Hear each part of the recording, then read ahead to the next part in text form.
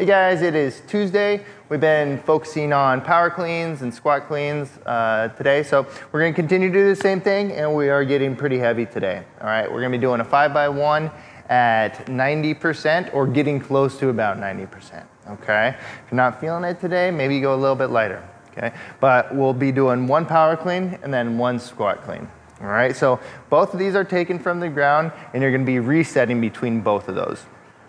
Okay, so starting position for that power clean. Okay, if I have weight on the bar, my back is nice and flat, tall. I'm using my legs, I'm driving through the ground. We'll get those knees out of the way, pull my chest up, keeping the bar close to my body. I'm jumping and catching in that front rack position here. Okay, just a half squat or anything above a squat is fine in this position. Okay. I'll stand fully up. I'll bring it all the way back down to the ground. May need to shake it out or step away from the bar for a second. I'll go back to the bar here. I'll do the same thing, but now I'm gonna pull myself completely under that bar, catching the squat and stand. Okay. A couple of things. Make sure you're leading with that chest. Okay, keeping the butt low, driving with the chest. We don't want the hips to raise up first, okay?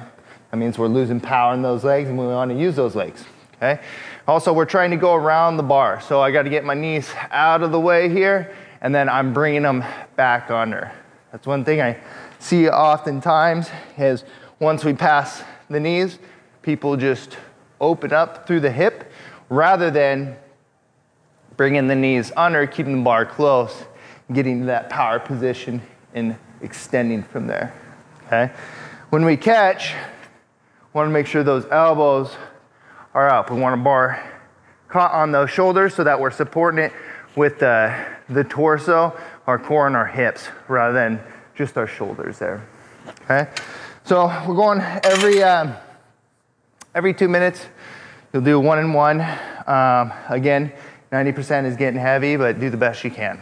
After that, we're getting into a 2-rounder. It's gonna be 2 amraps. They're 3 minutes. It's gonna start off with some dumbbell hang clean and jerks, okay, single arm. So you'll have your dumbbell, okay? If you want, you can go on the side of your body. I prefer going in the middle here, but I'm just going into a slight hang position. I'm gonna jump that dumbbell up to my shoulders, drive that dumbbell overhead, bring it back down, hips, shoulders, overhead. I'll do 4 of those. Then I'm gonna switch sides. 4 on the other side. Okay, so you have 8 total. Then you're gonna go over to a pull-up bar, do 3 bar muscle-ups. All right, if we don't have bar muscle-ups, we can do jumping bar muscle-ups, okay? So we're still working on using that hip drive and that timing, the mechanics of the legs to the shoulders, upper body, okay? As soon as I drive with those legs, I'm doing a quick pull, getting my elbows over the bar, okay? I need to get my elbows over the bar so that I can support myself to push up into that position, okay? If we don't have those, we can always do some other push and pull, a burpee to pull up. Okay, so ground here, jump, pull up, trying to get that chin or chest close to the bar. So only 3 minutes, should be able to get a few rounds there, or maybe a handful of rounds. You'll take a 1 minute rest. Then we've got another 3-minuter, okay?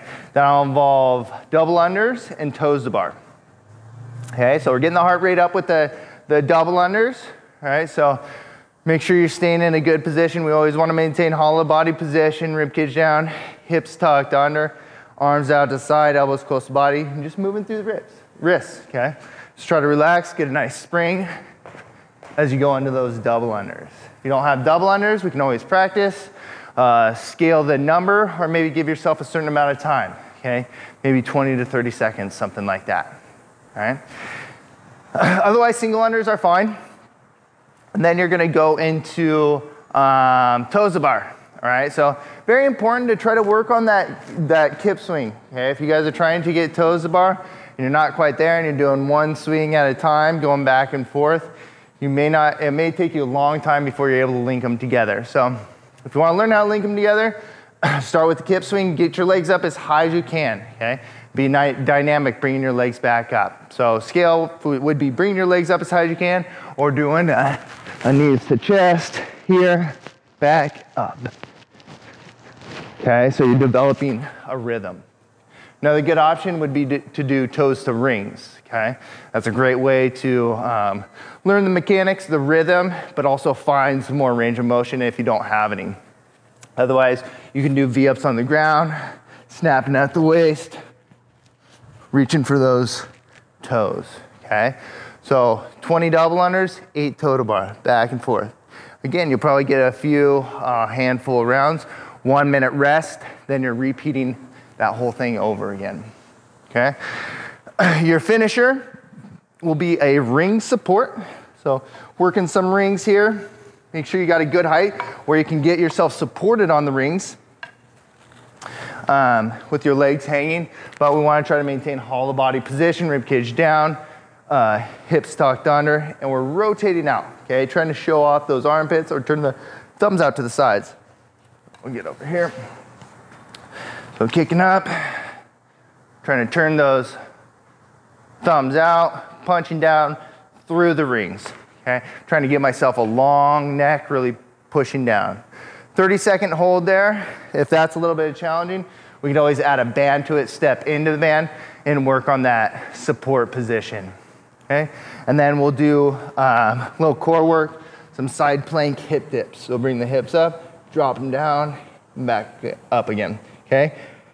Focus on moving through that, the side of your trunk right here, rather than bending your knees, okay? And that'll be your finisher.